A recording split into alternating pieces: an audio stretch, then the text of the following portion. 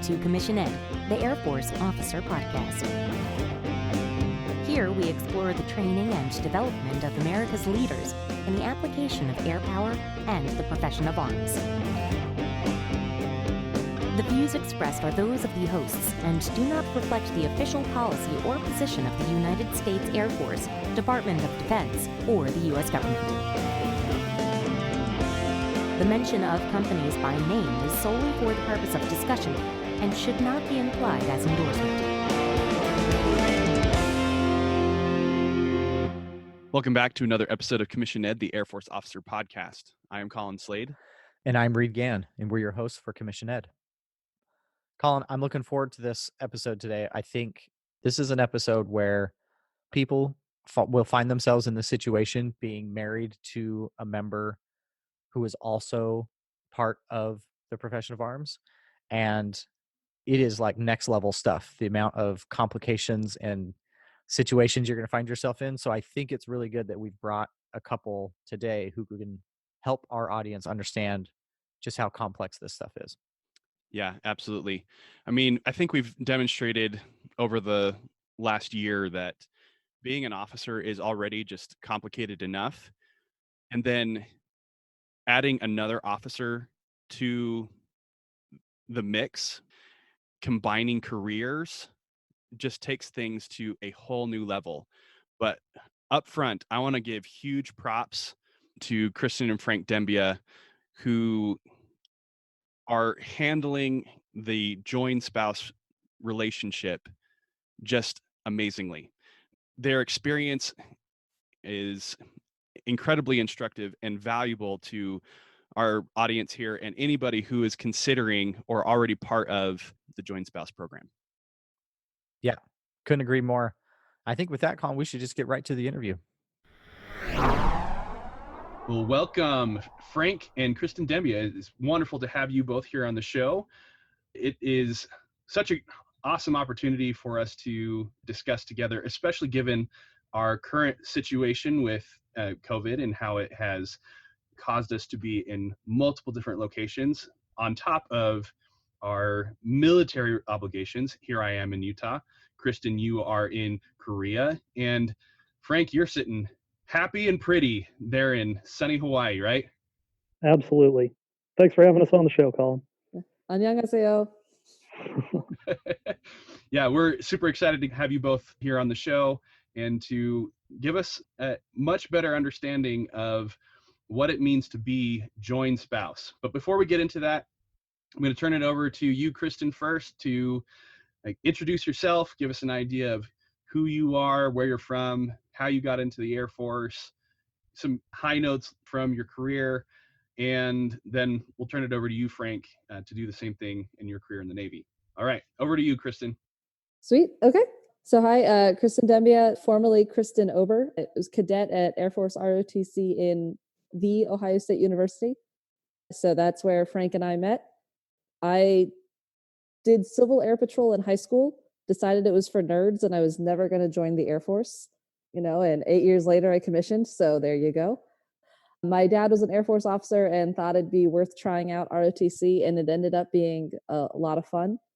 I still wasn't quite sure about it, and they handed me a scholarship, and I was like, well, money is good, and if they think I'm good at this, I'm not good at many things, so I'll take it and run.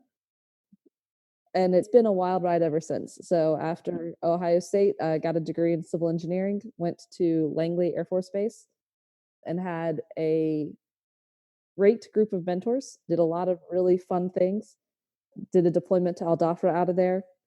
An F-15 crashed, and so we did a recovery op for that. Did a few cool things where we put a static display, we called it the F-15 on a stick, did an exec tour at the group level. So did those things, but what I really wanted to do is I wanted to go back and teach. So while I was deployed, I found out that I got picked up to teach ROTC in Hawaii. Frickin' dream come true, best job in the Air Force. I did that for 3 years, and it is 3 years of 80-hour weeks, thankless tasks, constant paperwork and feedback, and developing some of the best airmen, like the young future that you're ever going to see. So I left that last year, and it was heartbreaking. My freshman class that started with me just commissioned this year. I did not get to go to their commissioning because of COVID. That was devastating. But, 3 years of teaching was really cool just to watch that development. After that, headed out to Korea and spent a year here. Frank will be joining me next year.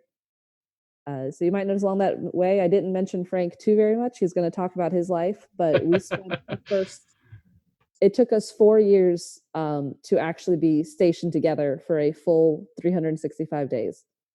So it wasn't until we got to Hawaii that we were actually living in the same house for a protracted period of time.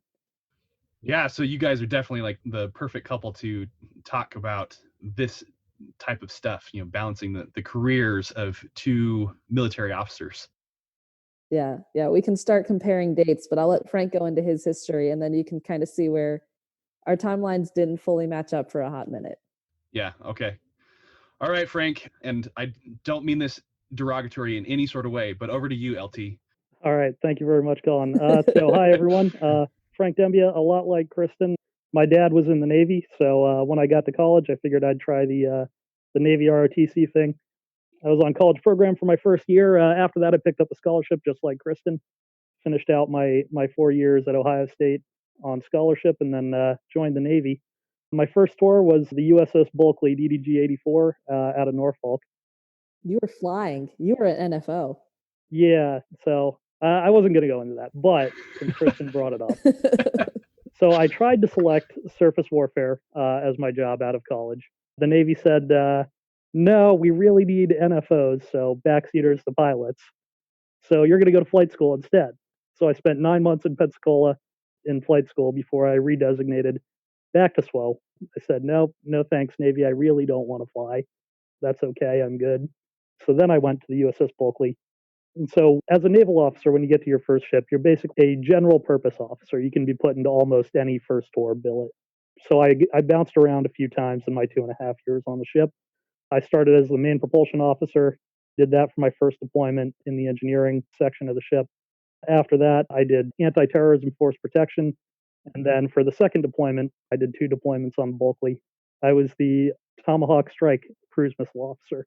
After that, transferred, came to Hawaii. I was the navigator on the John Paul Jones, did that for 1.5 years, 2 years, and then transferred to my shore duty out here as a detachment of the Pacific Missile Range facility, doing test launches and collecting data for those. So that's a brief bit of my history in the Navy, and my official last day in the Navy is Monday, so hooray me. Yeah, congratulations. Thank you. So what is next for you as you sail on out of the Navy? So that's an interesting question. So I've got my resume finished up. I'm going to start applying to some government jobs. Project management field is probably where I'll end up, depending on if any bases in Korea are hiring or not. I'll try and apply to some of those, and we'll see what happens with COVID and all that. But that's my next step. Yeah, COVID is definitely throwing a wrench in a lot of people's plans. Kristen, what about you? What's your plan for the near and the more distant future?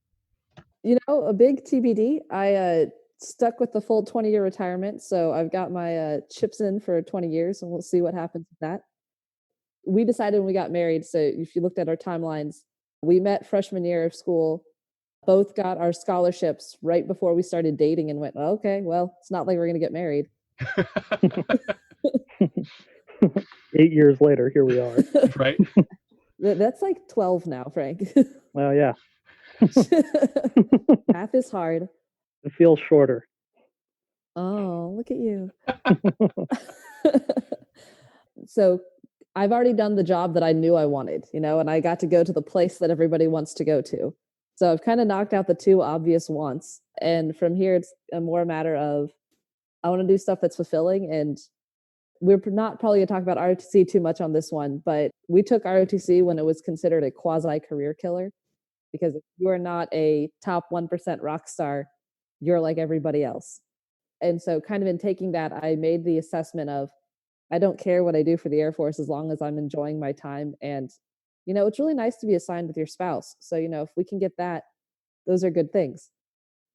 And so that's kind of become my priority ever since, is I'll do the job I'm supposed to do. But if I'm mentoring people, working with good people, and I've got Frank on hand, I'm going to be happy pretty much anywhere. So, of course, my current commander now wants to send me to Thule as a joke. / he might be serious. I'm not sure. Hey, I've heard wonderful things about Thule. You must have made him mad, Kristen. Yeah, they just announced there's also a short tour to Cavalier, Clear, and Shemia Island in Alaska. Yeah, I was actually really interested in Shemia. I thought that one would be a lot of fun, getting out there, out in the middle of the Pacific, kind of like Frank, much, much further north. Only if you really like the cold. So it's kind of like Washington State. It's temperate. It doesn't get super cold, but it's 5 square miles. There's not a lot of bars in that area. You're right. There are not a lot of bars or really anything else. Yeah, so all that to say is I really don't know what my future holds. I'm currently asking to go FAO. I think that'd be super cool. I've been learning Korean while I was here. Of course, as a engineer, the Air Force told me I only need to speak MATLAB and Excel. So I never took a class in college as far as foreign languages. So not quite sure. At some point, the Ops Flight Command is going to come up. But all of that, if it doesn't work, I'll just go back to teach. I'll ask the Air Force to let me go be an AOC at the academy or something. Reserves is an option. The Air Force has pretty much made it where the 12-year group, they're going to keep me no matter how much of a scumbag I am. Well, it's nice to know that you're not a scumbag. Knowing you personally, you are not someone that I would choose that particular adjective to describe you. So we're interested to see where you end up, both of you. We'll put a pin on that and wait for the eventual update on where you guys finally get to end up together sometime. All right. Well, let's go back a little bit. You both mentioned that you met in your freshman year at the Ohio State, but you didn't give us any details. So how did it happen? Who hunted who? Who you asked the first question? Who asked who out? How did it happen? Let us know. I would love to hear Frank's story first. I've got this one prepped because I answered all the time, but I would love to hear Frank's version of the story. Alert, alert, alert. Warning, warning. It actually started on the first day of classes. We both had the same calculus class together.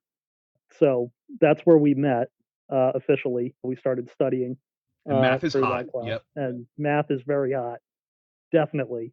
When you're 1 of 3 females in the class, Oh yeah, math is really hot. Definitely. So Kristen had a boyfriend at the time, so it was not really an opening yet. But next semester we had chemistry together, and so see what I did there. And oh, the dad jokes are coming. That's usually my elevator speech. We met in calculus, and the next semester we had chemistry.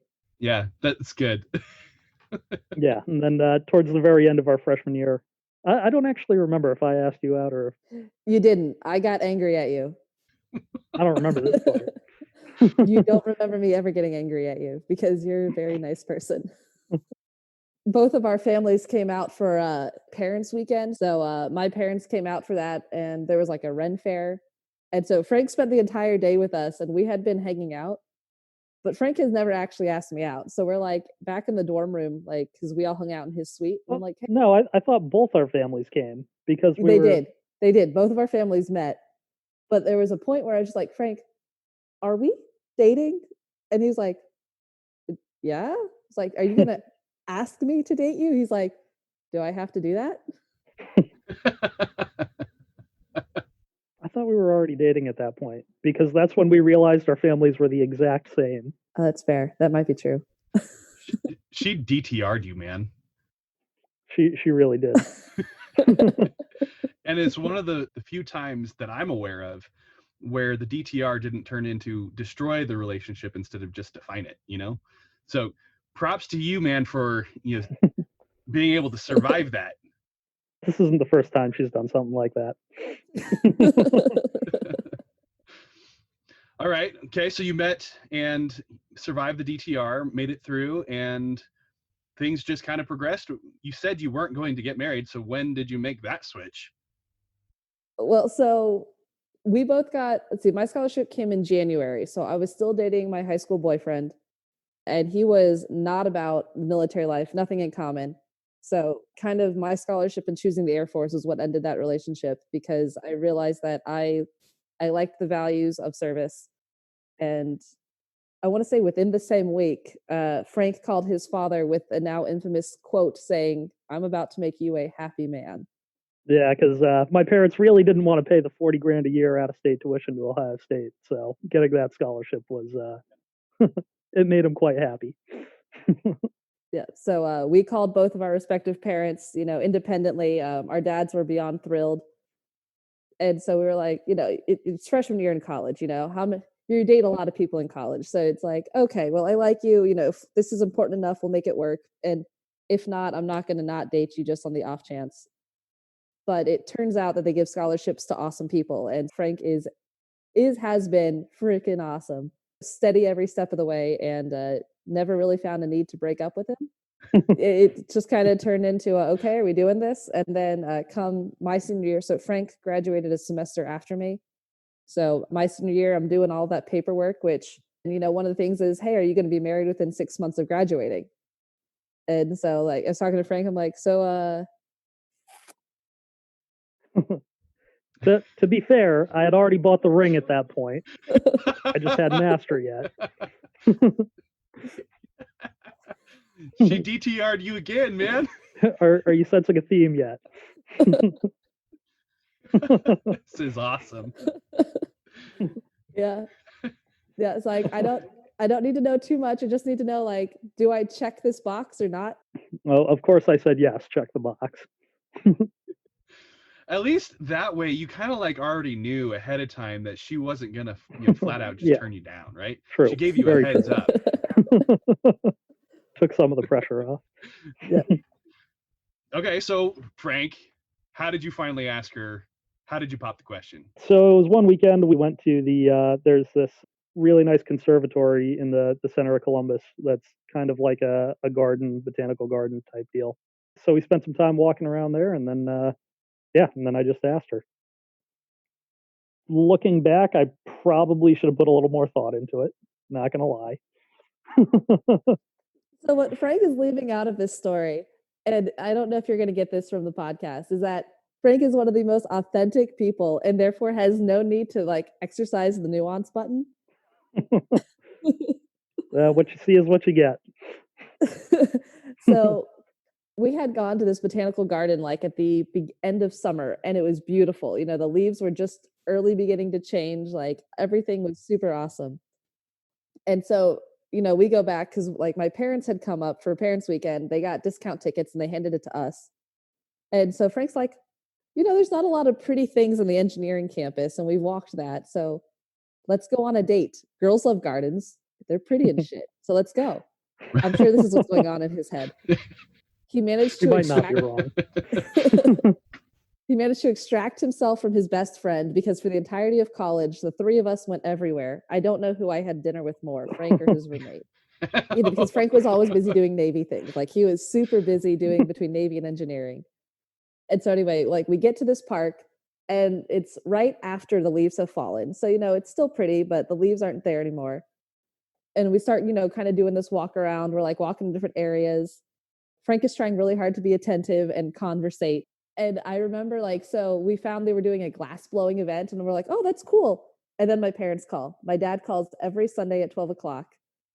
So we're in the middle of our date, and my dad calls, and I'm like, Dad, I'm on a date. He's like, okay, well, your mom's doing fine, and your brother's doing this. And it's like, Dad, I'm on a date. He's like, okay. And so it's a 20 minutes where Frank is just sitting there hanging out while my dad's talking to me about family things. When walking around, there's a little bit of art. Frank tries to take us over to this gazebo. We're going to sit in this cute little picturesque gazebo. Well, it turns out it's in a corner, and on the downside of that corner is a garbage truck that's like actively emptying the dumpster. Beep, beep, beep. So, we sit down for all of 5 seconds, don't have a conversation. And Frank's like, all right, well, we should keep walking. I have to ask though, real quick, were you expecting anything by this point? So we had kind of talked about it the summer before. Frank's family had taken me to San Diego, and we had talked about rings a little bit. So you don't date someone for 4 years and join the military without having a decent idea. It's just kind of a matter of when. And I was like, And did you anticipate that it was going to be on this walk, listening to the garbage truck beep, beep, beep, that pretty soon that was going to be the point where he would ask the question? not necessarily, because, Frank tries to be romantic all the time. It's just very funny because the nuance is always like, I'm holding your hand. I mean, like, that's about as good as it gets, right? Hey, that's as good as it gets for me. So, we do this walk, and there had been this beautiful waterfall before when I'd gone there. And this time the waterfall was turned off, and there was like a high school team doing a photo shoot. There are kids running around screaming everywhere. So you can tell that Frank is kind of like, by this point, we've been on our date for a couple hours, and Frank is looking for a nice location, right? He's looking for the place, because I think I had told him I need to be able to tell this story. People are going to ask me. And I was like, so anyway, we're finishing up the event. I'm like, okay, well, this isn't the engagement, but we went on a nice date and Rob's not here. So, it's good. And then I'm being difficult as usual as we're leaving, because the path kind of diverges. And Frank's like, let's go this way. I'm like, no, let's go this way. And Frank's like, no, we're going to go this way. So he goes on this copse of trees. It's like literally the last kind of scenic thing before we get to the car. And that's when he proposes. He pulls out this beautiful ring. And so I was like, we've done it.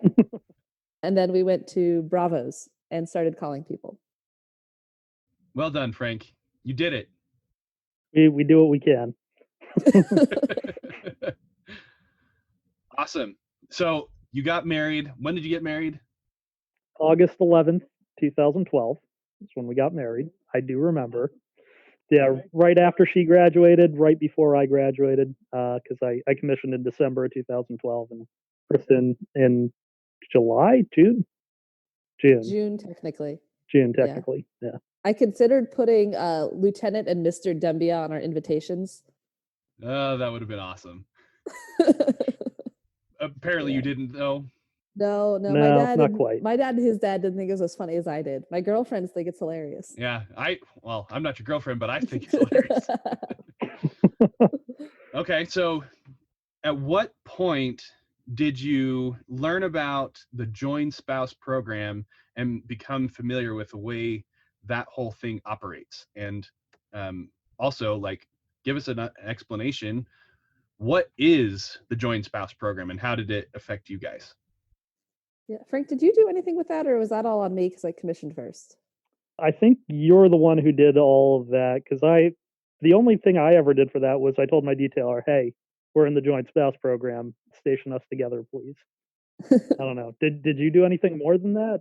Yeah, I did a fair bit. That was the whole, when I asked you if I was going to be married, that was the first paperwork, so they could put me in joint spouse from commissioning. So the joint spouse program is we acknowledge that you are formally legally married, and the services will make an effort to assign you together. And if we fail to assign you together, you get $300 a month, kind of a hardship duty pay. And, it would cover like a plane ticket, essentially. So once a month, someone can fly to see the other person. So enrolling is not really like an application process. You just say, hey, I'm mill to mill. And it's really the same thing if you're Air Force to Air Force or cross services. It just means they're going to try that much harder. The Air Force tries significantly harder than the Navy in most things. But that's also part of why I chose civil engineering, is almost every single base has a CE officer unit function, versus the Navy, you sort of need water. It's kind of important. And that's also why Frank was looking at SWO, is surface warfare. It had a lot more options than if he was an NFO. He would have fewer bases he could go to. And so we were looking, even, as soon as we got engaged, where are the Air Force Navy options? Where can we be close? So we get in the program, and then we still didn't get separation pay. Like, I spent months trying to fight for separation pay, because technically separation pay is you got to be stationed together and then separated by orders. But because we got married, I got orders, and then Frank got orders. We had to work some logistics to say, hey, these are our ROTC orders saying we were stationed together at Ohio State, even though we were not active duty ever at Ohio State. Well, I was. Yeah, Frank was. The Navy stashes officers, the Air Force does not. So Joint spouse works better when you give the military branch a try, you give them a hand. So if I had been a pilot and Frank had been a different kind of Navy pilot, we could have been joint spouse all day. We would never get stationed together. Versus I was like, hey, I want to be a civil engineer. I'll go to Langley. It's right beside Norfolk. Frank and I were like, yeah, no one wants to be in SWO in Norfolk. Like if I do that, there's thousands of jobs. It's a huge base. We're definitely going to get it because nobody wants that gig. Well, that was the first flick off. I'm not sure if we're allowed to cuss here, but forget you from the Navy as they went, oh, no one wants this job. Go be a flight officer in Florida. That's exactly how that went. So I set us up for success as much as I could, and the Navy went, oh, that's nice. So they sent Frank to Florida, and they would not let him quit pilot training until he got to training, got through a certain part of pilot training.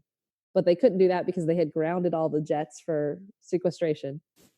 So that timeline puts us at now 12 months apart because I left for my assignment while Frank was still in college. Frank finally gets reassigned to a ship in Norfolk. So sweet, joint spouse came through. The Navy hooked us up. And 4 weeks later, he was flying out to his deployment. Yeah, but they didn't really hook us up because my ship was on deployment. So as soon as I got to Norfolk, it was, hey, here's your plane ticket. You leave in a week. Go land in Bahrain. The ship will pick you up. So yeah, did a few months that way. Frank got back. We spent like 6 months together. I had a deployment, spent a month together, and I might be getting this backwards. And Frank picked up another deployment. Frank nearly finished that deployment and got picked up for NAV. Mm-hmm. And then spent 4 months. Jeez, how long did you spend on the road? Because you were living out of your suitcase for like 6 months. So on my second deployment, I transferred after 5 months of the deployment. So the ship was still over in the Gulf. I flew back, immediately flew up to Rhode Island for school. They flew me from Rhode Island to Hawaii for a month. So I was on the ship for a month. And then they flew me back to Rhode Island for another school where I spent a month there. And then they flew me back to Hawaii. So I spent about 3 months living out of a suitcase before we actually got our condo here in Hawaii. Yeah, and Hawaii was another quasi-joint spouse. So I put in for ROTC first, and I picked schools again where I knew, like, I talked to Frank, I'm like, hey, what schools are within a 500-mile radius of bases that a destroyer can go to? Where can you go? And the choices were Hawaii or Seattle. San Diego was not on the list, but that was our initial top choice. So we were gunning for San Diego, not on the list. Hawaii was, and I was like, well, F it. Like if we can make that happen, that'd be sweet. But like I was fully expecting to hit Seattle. Like I thought Seattle's where we were going. So mid deployment, I see you've been stationed to Honolulu, Hawaii. I was like, holy fuck, let's go. So yeah, I call Frank, and Frank's detailer was like, for the Navy, it's a big base. They have tons of ships. So Frank found out like within a week that he was also going to Hawaii. Mm-hmm. And so that was a joint spouse that worked out, and it was freaking awesome. Yeah. How long were you two together for that one? 3 years. Yeah, 3 years. Yeah. Frank's on year 4. So they gave us the choice to extend. Well, Frank could extend because he did 2 tours. He did a PCA. Yeah. Okay. And so that's why Frank is still there, because we figured I would knock out a year in Korea. I'd get assignment of choice, be able to go to Europe, and we'd have some cool, fun adventures there. Turns out when you're an officer close to major, your next assignment is staff. Yup. So this is really all to say that joint spouse, while it exists, it is also extremely complicated. And it is a definite hit or miss over the course of a career. Yes, you have to set yourself up for success and help them help you. So that's where if you're Air Force to Air Force joint spouse, you're working within an internal system. AFPC can handle everything. They work in the same building. That's fine. When you're working cross service, you now have to meet the needs of both services. Both of us have to have a job at the next location, and they're not going to create a job for either of us. So trying to set up the timeline of the cycle, trying to set us going to the same place, working close enough. Your detailer assignments officer will work with you, but they're working with thousands of other people. And so what you get to choose when you're mill to mill, and especially cross branch, is what is your priority? Because if you want to be job first, you can stay married, you just won't be together. And if you want to do marriage first, you might not have a job. So Frank and I, we're literally doing both of those right now. We did Korea so that way we could set ourselves up for the next assignment to be together. And Frank chose to get out because it took him 3 years in Hawaii to get back to the person I remember dating in college. Yeah, I mean, that gets more into the less technical details of the joint spouse program, and that in a great segue into where we need to go next is, yes, the joint spouse program exists. Yes, it does have the capability to get officers into the same or similar locations, even across services, but it's certainly no guarantee. And because it's no guarantee, that requires that you, as a joint spouse couple or a joint spouse couple, have to then work through a lot of these different things. What are you going to prioritize as far as your marriage, your career, your professional development? You guys don't have kids, but if you did, then there's that piece of it that you need to add into it as well, you know, considering how you're going to take care of them and their ongoing growth and development, schools and education, that kind of stuff. And so the question now is, how have the two of you balanced that? Or how have you managed it, if balance is not a good word for it? And what sort of strategies have you employed to keep yourselves sane and still married and employed? So one of the things that we did is when we got married, I don't know if I talked to Frank about this. I talked to myself about this. We were going to wait till one of us was out to have kids. Yep. We did talk about that. Good. Okay. Because we knew we wanted to do a family, but Frank also knew that he was at sea all the time and stressed out all the time. And we knew that we wanted to do kids when we were ready to be parents, like an active, involved parents. Yeah, and the other thing to kind of remember about this is just because you're stationed together, that doesn't necessarily mean you're going to be together, right? So like Kristen mentioned earlier, it took us 4 years to spend a year together. So you will almost always be spending some time apart if you're both in the military, whether it's opposite deployment schedules or what have you. In order to manage stuff like that, I think you do have to find a way to stay connected, right, to your spouse. So whether that's like setting up times to call or Zoom, Skype, what have you, stuff like that is something that will definitely help. But I mean, it's all personal dependent, right? Yeah, you do what works for you. And that's where, so kind of talking about things you learn across branches. So everyone says the Air Force takes care of you. And when you're a cadet, you don't know what that means. But in talking to Frank, I've learned very much what it means the Air Force takes care of you. I went on deployment, and not only did we have Wi-Fi in some areas, we had Wi-Fi everywhere. When your time was off, your boss respected that off time, even on deployment. But Frank's deployments were not like that. What's this Wi-Fi you're talking about? He's on a ship in the middle of the goddamn ocean. Like, I got one email a week, and I got a phone call a month when they pulled into port. Yeah, unfortunately. Looking back, I probably should have done more to stay connected during that time. You were exhausted. Talk about your hours. I mean, like the hours that you worked. So my first deployment, I was averaging less than 4 hours of sleep a night. There's no such thing as off time, because it's like you're driving a car constantly for 9 months straight, right? Somebody's got to be at the wheel. So I was in a 3-section rotation, 5 hours on, 10 hours off, constantly for months on end. On top of that, you have to do all the paperwork for your group, your division. You have to make sure things run properly. You have to make sure the maintenance is getting done, all that stuff. And not only that, but you're learning your qualifications at the same time. So it was rough. Yeah. And so that's the second part of forgiveness for poor communication and being able to understand your partner is huge. Because I mentioned earlier that Frank, nuance isn't his thing. The emails I got are not these, 10-page love letters of gush. It was, hey, I love you. I miss you. And like, this is the emotional depth that I am capable of doing right now because I am so exhausted. So knowing that taking the time to understand what your person is going through, understanding that people give all they can.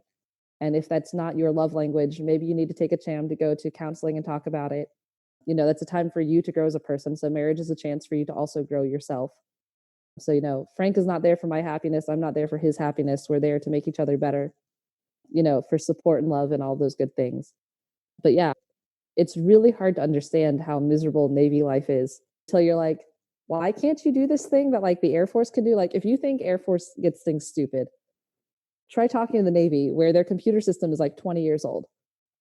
Yeah, Kristen mentioned Wi-Fi. We had 4 megabit per second uplink for an entire ship of 300 people and about 5 outside lines where you could call home from.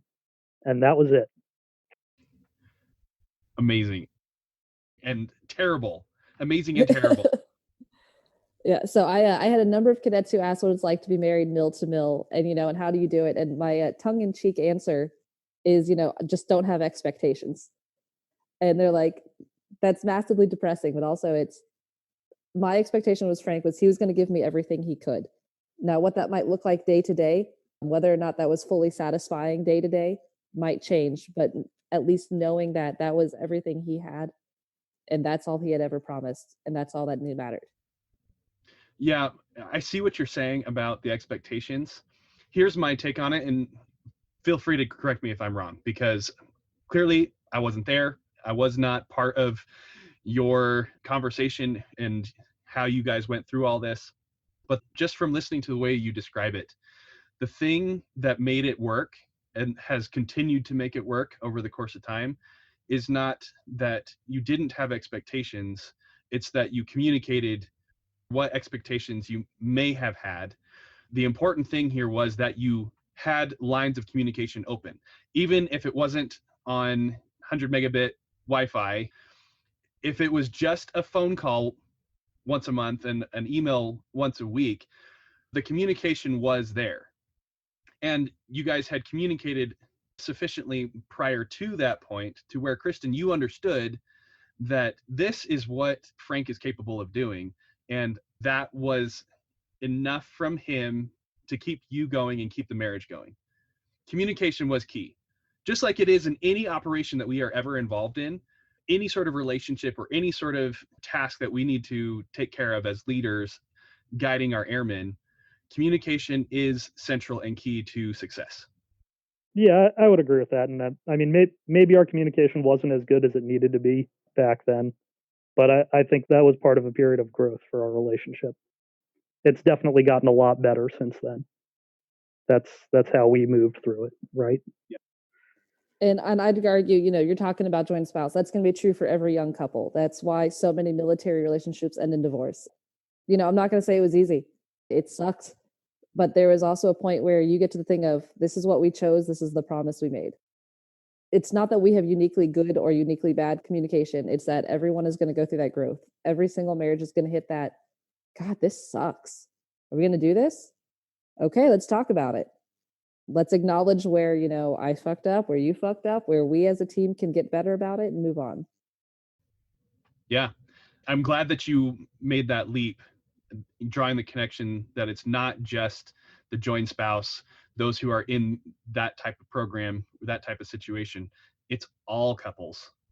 It's all marriages. It's all friendships. It's all partnerships. It's all everything that you have to have communication open. Otherwise, it will fail. Exactly. The Air Force family has also been awesome for me. I've found a few Bible study groups. And so the positive reinforcement, the people constantly asking how Frank was, having a faith-based group for me was huge. Yeah. So kind of on that note, what are some of the other resources that you two have drawn on to help continue your marriage and your growth and development as a joint spouse? And I said joint spouse couple. What have you gained from each other's services? Kristen, you reaching over to the Navy, Frank, you reaching over to the Air Force. How have you benefited from other things that are available to you outside of your immediate relationship with the two of you? Yeah, so I mean, the interesting thing about stuff like that is you definitely get a different perspective when you see the different culture of the other service. It was kind of interesting when we were trying to decide on plans for the weekend when we'd come home and ask like, "Hey, did you already make plans for this weekend? Are we hanging out with my friends or your friends?" I haven't done a whole lot with spousal programs, stuff like that. I'll probably get more involved in the Air Force spouse programs now that I'm out of the Navy. But I mean, I know there are resources out there, so I might not be the best person to answer that question. Fine, I got it. Don't worry, Frank. Yeah, so for the Air Force, we've got the Key Spouse Program, which Frank has done jack all with. He's for the cadets, and he just kind of looked at me. It was like, the spouses are all making cookies, and he's like, okay. And like the Navy has the FRG, so the Family Readiness Group, because when the ship goes underway, all of the pregnant women stay behind, which are primarily civilian spouses, and all of the men are gone. So it is a ton of families that want to get together. Of course, when you are a childless military officer, the commonalities there were thin. But you begin to see that while the Navy doesn't necessarily take great care when they're underway, they do try. They try to keep families connected. They do a newsletter to say, hey, here's what our sailors are up to. The Navy has some of the same family readiness programs that we do. So Frank and I have talked to a counselor a few times, which, I'm going to throw it out there, the same as the mental health, going to see a mental health counselor, going to see a family counselor with, whether you got kids or not, just kind of having someone help open up those lines of communication, because your communication will crystallize, and having someone whose profession is that can only ever be healthy for a relationship. Oh, cool. So what advice do you have for those who are currently in a joint spouse program? They're either married Air Force to Air Force, or maybe they're like you and they're married to another service officer, or maybe there's somebody that's listening to this show that is considering getting married to someone who is also an officer. What sort of advice would you provide to people in that type of situation? So one, just so you're aware, that joint spouse is not necessarily O to O, it's any mill to mill. Yeah, so that's a good clarification. Thank you. Yeah. I know that you're focused more towards folks on the commissioned ed side, but it can be any mill to mill. And so, I know a number of people that were E to E, and one of them commissioned, and now they're E to O. And so for kind of what advice would it take to do that and choosing it, you have to be aware that marriage is not easy to start with. Being a military spouse is not easy to start with. Now you have to be a married military spouse with complete non-predictability, complete non-control of your life, understanding that both of you have promised to go to war. You don't know what's going to happen. Like, I had a friend who was scheduled to fly home from deployment. He'd been deployed for 6 months, intel officer. He called his wife saying, hey, I'm on my way home. And, the next day he's packed up, he's getting ready to go, and he gets a call saying, hey, stuff is about to go down. You cannot tell anybody until we've already done these attacks. So he has to call his wife saying, I'm at the airport. I'll see you in 10. She's in the air on the way to meet him at the airport. And he's not there for another 4 days. He can't tell her why. He just has to stand her up because there is a war. He can tell her after the fact, but she's already spent the money and she's already sitting in a hotel waiting for him. And this is a mil to civ couple, but it kind of goes to show it. Both of those families could have that. Now you throw in kids in the mix, you throw in trying to take care of your pets. So the family network can be huge. Knowing that if I needed something, Frank's family was at least there to help out. If my in-laws had been at all terrible people, I'm not sure. But both of our families are more than excited to have us come over. So if I'm like, hey, we've got a break, they're like, everybody come over. So, my in-laws and my parents are both willing to hang out, which makes it easier for us to spend our time together instead of trying to be like emotionally exhausted, bouncing from one family to the other. Yeah. So like Kristen kind of mentioned, flexibility is a huge part of it, right? Because you're going to have life plans with your partner. You're going to have a direction you think things are going. And at the drop of a dime, the probability of that changing is pretty high. So definitely be aware that you're going to need to be flexible at some point. And then communication, like we've all already been talking about. You at least need to have a way to communicate with your spouse, even if it's after the fact, even if you can't say it right then. You've got to trust your spouse to communicate with you when they can. Yeah, it's a lot of getting over yourself. You were talking, hey, Frank, what are you going to do when you get out of this? And Frank and I have known about this plan for at least a year. We've known that he was going to separate. We didn't know about COVID. We had the option to extend, but there are things you just can't predict. And it's kind of the point where you have to set yourself up for success as much as possible and be ready to roll with the punches. Frank could have a job next month. Maybe he'll get hired somewhere. Maybe that job will be in Korea. Maybe it'll be in Texas. I'm going to get an assignment somewhere. You have to be willing and able to roll with it. And talk through what you're going to blame the other person for versus what you're going to say, this is what we can accept as a family. I've known a lot of people who they have different needs in a relationship, and it's not really a right or wrong thing, but if you need your spouse there when you're having a bad day, like they have to be there, this isn't the right choice. If you need your spouse to give you sympathy at all times, this is not the right choice. When you are both emotionally taxed, and it's regardless of any branch or any relationship, but in the military for sure, being able to be, vulnerable, relaxed, on the phone, dedicating an hour of time. My only free hour of time is the hour I'm getting ready to go to the gym. And almost every single time I talk to Frank, I leave my clothes behind. So I end up not working out in the first place. Having that hour is not always possible either. So like in the Navy, you're never alone. You have 5 outside lines for 300 people. You're never going to have privacy when you're talking on that phone, ever. So I think the common theme here is that you're acutely aware of the fact that the world does not revolve around you. It doesn't revolve around you. Also does not revolve around you two as a couple.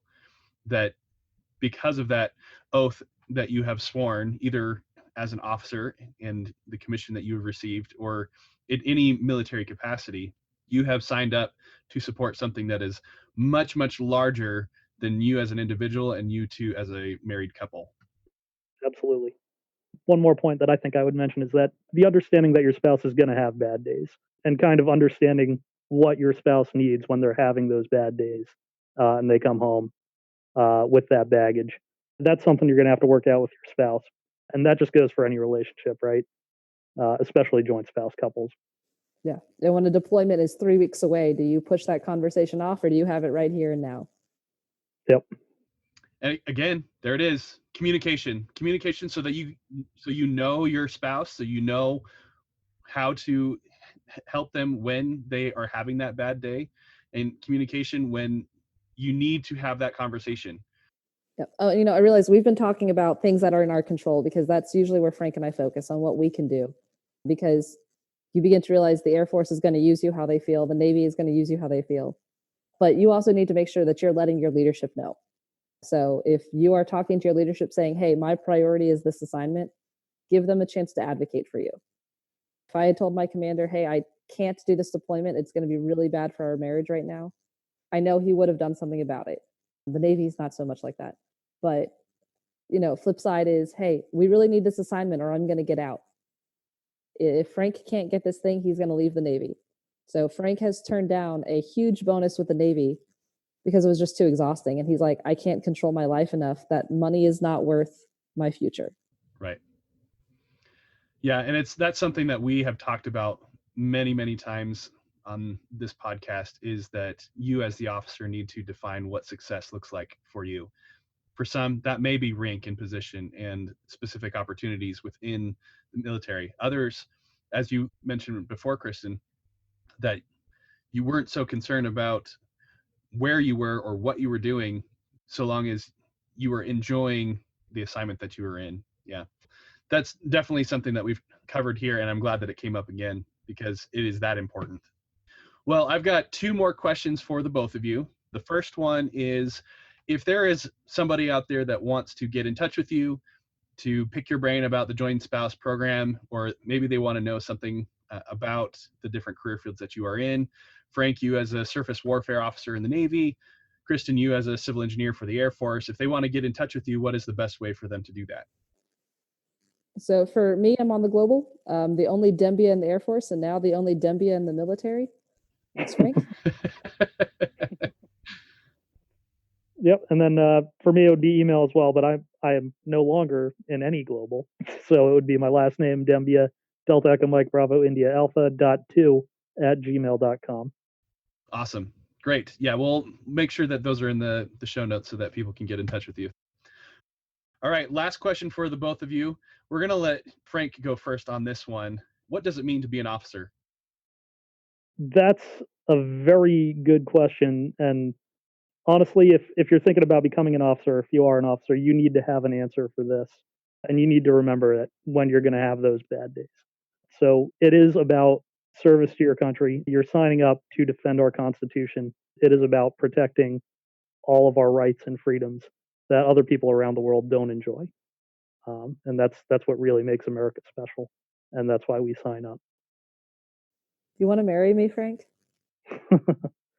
I'll marry you again. Let's do it. Yes. There's a reason I married Frank. All right, Kristen, same question. What does it mean to be an officer? That's really what it is you can serve in any capacity. You can be a leader in any capacity. You know, the same qualities I look for in a lieutenant are what I look for in a staff sergeant, tech sergeant, master sergeant, higher. But what officership really means is to know what the mission is of America and why America is the greatest power in the world. We make mistakes. People are fallible. No one is without sin. But also knowing that you have a role in shaping, defending, protecting, and ensuring that continues. Being able to be a part of that and to move us forward, to take the ideals of our nation and try to execute them to the best of our ability, and to schwack the hell out of anyone who would get in our way. Yes. Can we put that on a t-shirt? I had a cadet who said he was going to make a notebook of my quotes. I don't think he ever did. It's probably for the best. Well, I'll tell you what, we'll just have to bring you back on and just give you the opportunity to use your best one-liners. Just set me up. Give me some Navy jokes and I'll hit you with them. Yeah, we'll have to do a bonus episode, you know, everything that Kristen wanted to say about the Navy but didn't. Sounds good. That could be a 3-hour podcast. Well, very good. It's been a pleasure having you both here on the podcast. I really appreciate your time and your expertise and your commitment to each other, to our Air Force and Navy, to our country, and helping our audience better understand what it means to be in the Joint Spouse Program, to be an officer, and doing whatever it takes to make sure that we achieve the mission on behalf of our country. Thanks for the opportunity, Colin. This is a cool adventure that you've started up. I was really excited to see that you had reached out about it. I know that I've talked about my story a fair bit, but being able to kind of do this at the same time as Frank, it's super fun. I always love to embarrass Frank on the public forum, and Frank is so freaking awesome. He just takes it and smiles. Right. Colin, thank you so much for having us on the show. This was a lot of fun. So thank you. Absolutely. Hey, we're excited to see what happens for you both, and we'll see you out there in the wild and the deep blue. Colin, I have a confession to make, and we just got to get this out of the way right off the bat. What's that, Reed? So for my entire Air Force career, all whopping 9 years of it, I thought it was the joint with a T spouse program. I did not know it was the join without a T program. And as I was, hearing Kristen and Frank kind of talk about that specific point, it made me realize how bad it would look for a leader or even just a peer to be trying to listen and get to know a fellow officer who's in the join spouse program. Yeah. And you can't even say the name right. Yeah. What does that say about your give a crap factor for them and their situation? Yeah. Right. We've all been in a situation where someone is saying your name wrong and you're like, you don't know me. And I now value what you're saying much less because you can't even take the time to pronounce my name correctly.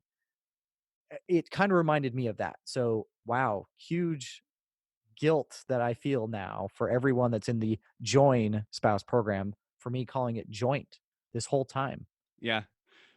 But I can't say that we've done the join spouse program any favors by having a Air Force captain married to a Navy lieutenant talk about the join spouse program, because that is a joint marriage, Yeah, okay, you're splitting hairs there, but I think the point is, if we put on our, serious hat for a minute here, I think it is important to know and recognize that tiny little thing that we just pointed out, the massive impact it can have on the people you're trying to lead. Just think about that. If you're their flight commander or the DO, and they want to have a meeting with you to get your insights or some feedback, and you're reading their profile and stuff and trying to get caught up, and then you pronounce their name wrong. Like, just think about the impact that's going to have on them. And this program and the importance it has for the people who are part of it is no less important to them in their careers. And I think the Dembias did a really good job of outlining that. Like, this is a huge part of their career. Yeah, and it has been the whole time, from the very, very beginning, even before they had earned their commissions and entered active duty, they were already having conversations and recognizing that this program, the Joint Spouse Program, was going to be part and parcel to everything they did as officers in the Air Force and then in the Navy. Yeah. And I think that's kind of where we wanted to start next, right? Is talk about that communication, because that was a really big part of their discussion with us today. Yeah, I mean, it impacted the assignments that they hoped for, their decisions to pursue promotion or various developmental opportunities. It even had an impact on their conversations about having children. Yeah. Communication. They talked about how important it was and how it's something they had to work at, and it's something they're continuing to work at.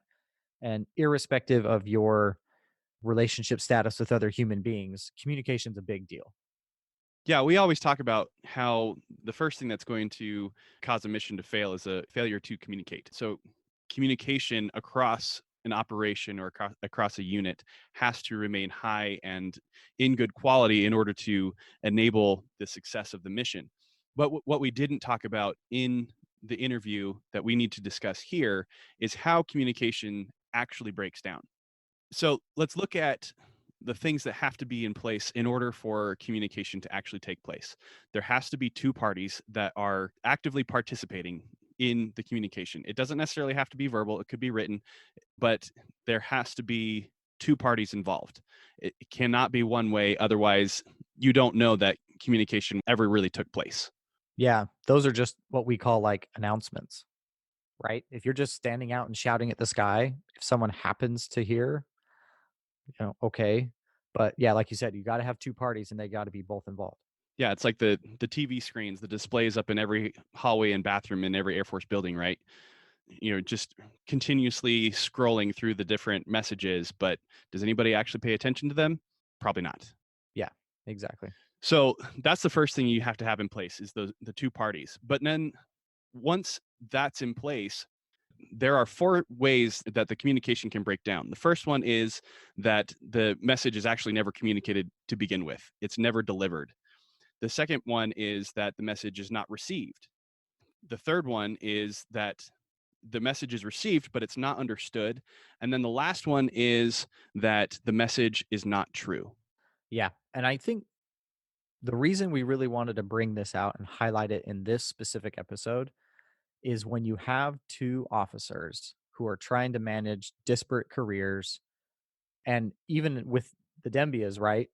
Two literally different services, the level of complexity is through the roof.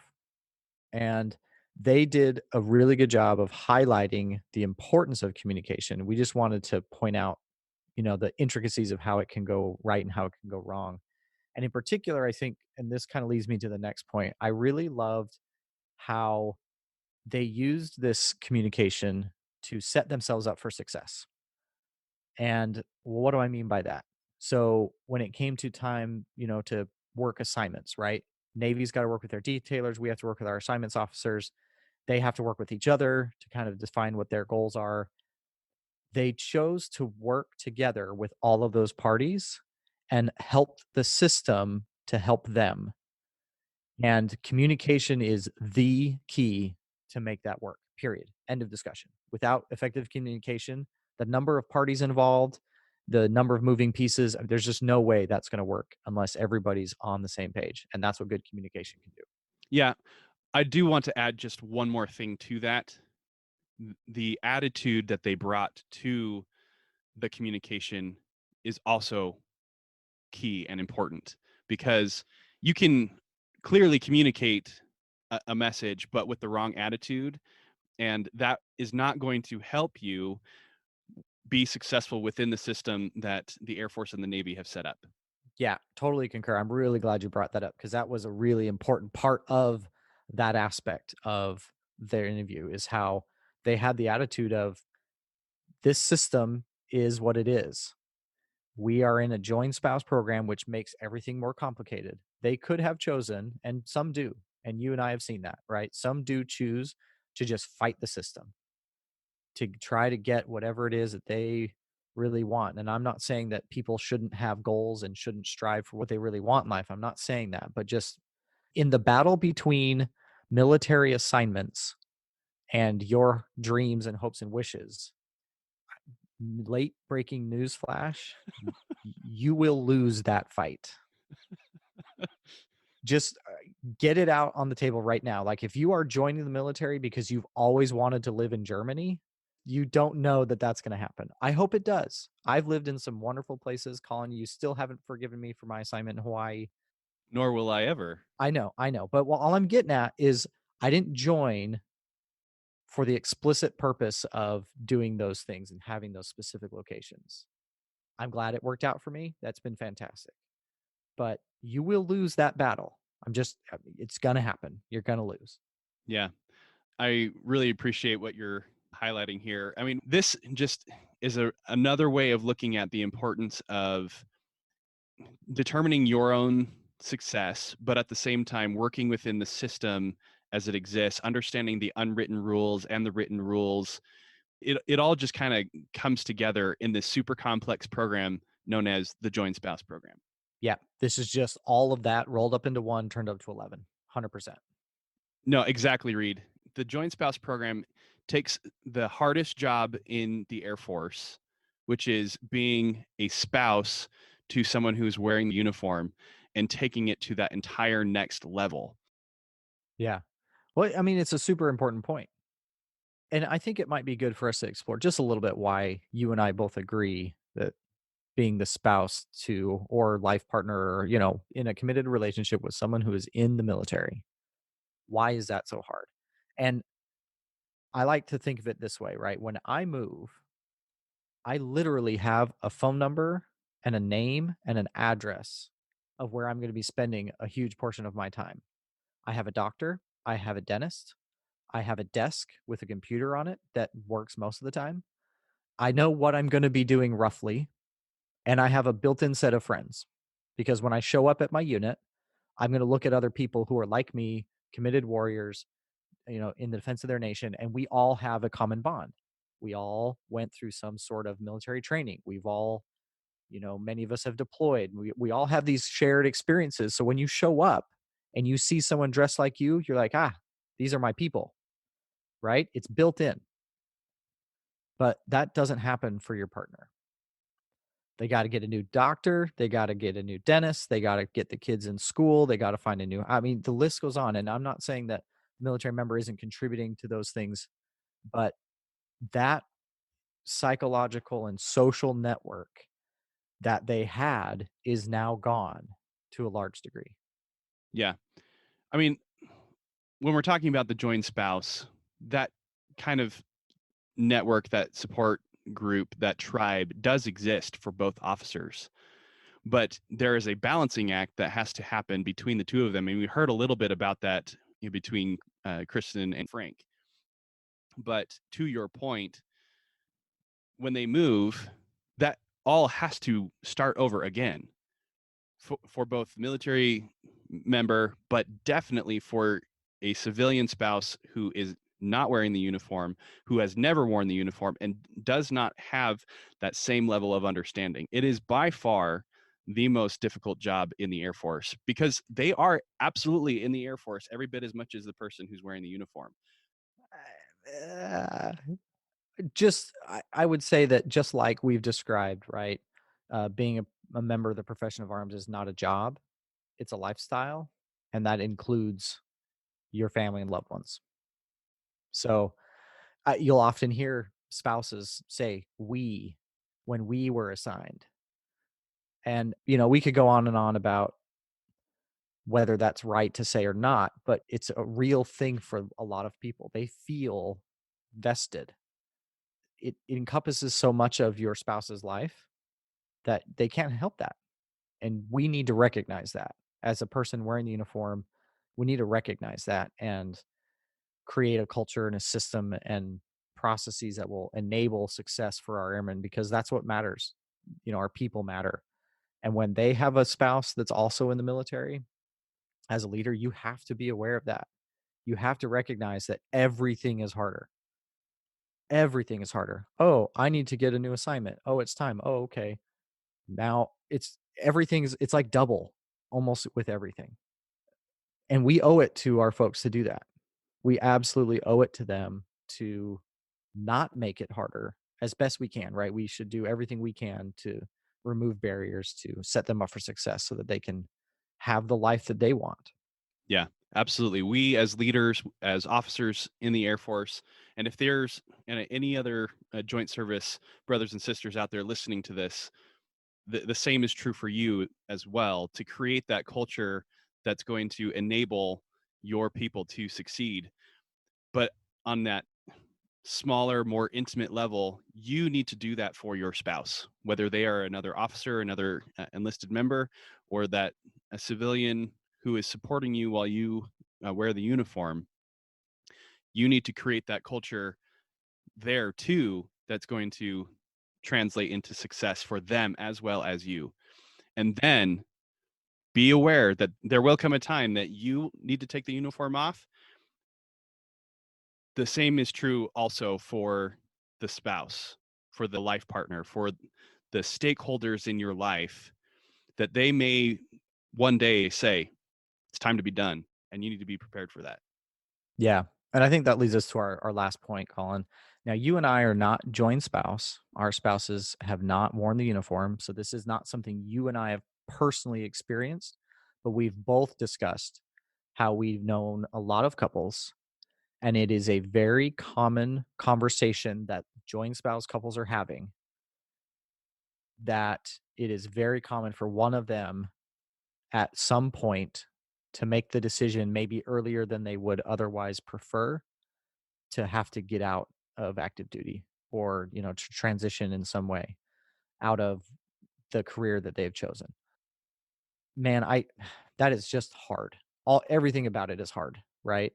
And it is common enough that it's hard. I've seen probably 2 couples my whole career that had made it to 06 as couples. I'm not saying it's impossible. I'm not saying don't, have goals and work hard. I'm not saying those things. But the numbers appear to show that at some point one spouse or the other is going to have to make the call. And that's just tough. I just think that's really hard. It's tough on you. It's tough on the spouse. It's tough on kids, if there are some. It's tough on the extended families who are continually providing support to one or the other or both. Like what you've already said, we are not telling you you can't do it or you shouldn't pursue it. It's just we are trying to communicate the realities of the joint spouse program and what it means to be married to another military member, especially another officer, and try to pursue that traditional measure of success of putting on 05 and 06. It's possible. It's just very difficult to achieve and fairly rare. Yeah. So, yeah, I think that's a good way to kind of summarize that point. It's already hard enough. It's just going to be harder, but like a lot harder. That's fine. That's fine, right? I don't want our audience to think like I'm not okay with doing hard things, right? That's not what I'm trying to communicate. But yeah, challenging situation. If you are contemplating marriage to another active duty member, I'm a huge fan of marriage. It's brought me a lot of joy in my life. I highly advocate the institution. Just talk to some folks. Find those couples that have what you want and talk to them. Give them mentorship and guidance. absolutely find and seek those people out that have achieved, like you said, whatever you've defined as success. Find them and try to pick their brain and kind of see if this is something that you and your partner are up for. Yeah. And you can start with Kristen and Frank. Their information is provided in the show notes. You can go back and listen to this episode again. I would highly recommend it because there are those pearls of wisdom and experience that they've already lived for you that you can draw on and use to make more informed decisions. Reach out to them. If you have anybody in your circle that is in a similar situation, please share this with them. Engage with us in the Heritage Room to talk about your personal situation, and we can all work together to set you up for success in your career as an officer in the Joint Spouse Program. Awesome. Well, thanks again, Colin, for setting up that interview. Thanks for Kristen and Frank for joining us. I really appreciate it. Anything else before we wrap up today? Nope, that'll do it. Thanks for listening to this week's episode of Commission Ed.